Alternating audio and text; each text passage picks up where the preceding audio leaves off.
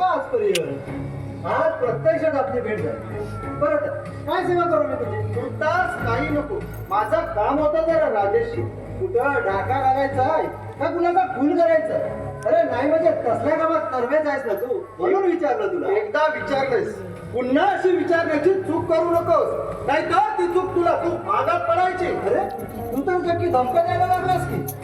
अरे म्हटलं हर्षद, हे एका सभ्य माणसाची पवित्र वस्तू आहे, तुझा जुगाराचा अड्डा नव्हे. पवित्र? अरे पवित्र की अपवित्र हे तुझ्यासारख्या शेंबड्या पोराकडून शिकायची गरज नाही मला.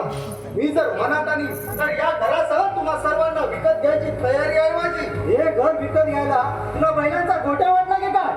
आणि या घरातील माणसाला विकत घ्यायचं असेल ना तर तुझ्या 7 पिढ्यांना खाली यावं लागेल. हा तुला जोडू नकोस नाच ठेवलेल्या सेवासारखा. दशाला जर कोरड पडली ना तर थेंबत पाणी सुद्धा मिळणार नाही तुला इथं. आणि एक गोष्ट लक्षात ठेव, एवढ्याच जर तुझ्याजवळ पैसे जास्त झालेत ना तर उद्याच्या बाजारात जा आणि एक बैलाची नाही तर गाढवाची खरेदी कर. हे तू कोणासमोर बोलतोस याची शुद्ध आहे का तुला? अरे चांगला शुद्धीच आहे मग मी. अरे माझी शुद्ध हरपायला मी काय तुझ्यासारखी हातपट्ट्याची मारत. आणि तुझा भाऊ पितो ते अमृत आहे वाटतं. अरे शेवटी तुझाच केला तो.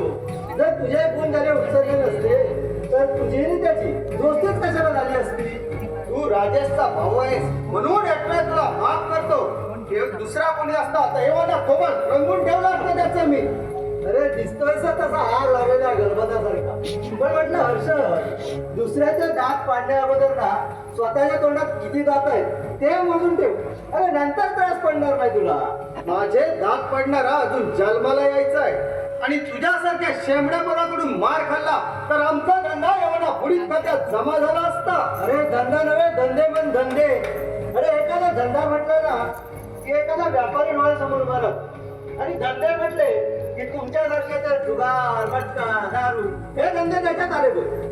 हे धंदे करायला सुद्धा डोकं असावं लागतं. उन्हाळ गावभर भटकणाऱ्या तुझ्यासारख्या पोरट्याचं काम नाही ते. तो रॉयल क्लब माहित आहे ना, त्याचाच मालक आहे मी. हो, पण मी त्याला जुगाराचा अड्डा म्हणतो. एकूण अर्थ एकच. एकच कसा होईल? गाढव आणि तू एकच आहे काय? जिभेवर वेळीत नियंत्रण ठेव, नाहीतर एक दिवस जीभ कापून हातात द्यावी लागेल मला. अरे ते तुला कधीच जमणार नाही, कारण तुझं पाणी किती खोल आहे ते मी केव्हाच मोजून ठेवलंय. रॉयल क्लब मध्ये 40 गुंडांना पोचतोय मी. अरे कशाला? कोंबड्याने बकरे का पाहिला?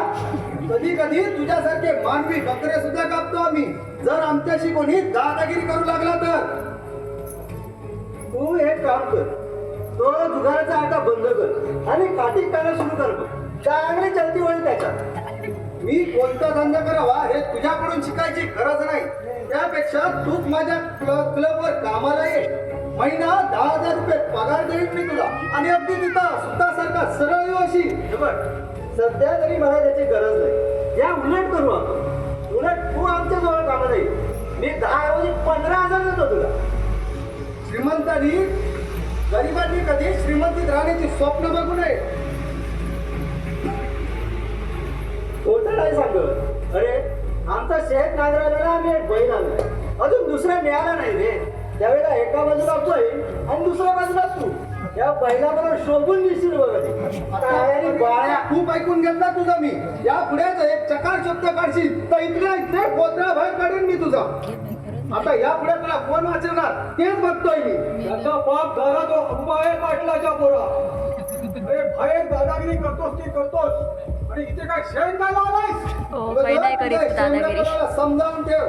माझ्याशी दादागिरी करू पाहतोय.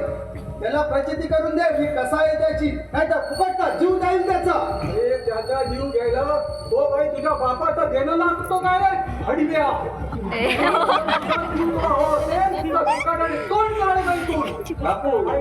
काय होईल बापू? तुम्ही काय त्याच्या नादी लागलाय?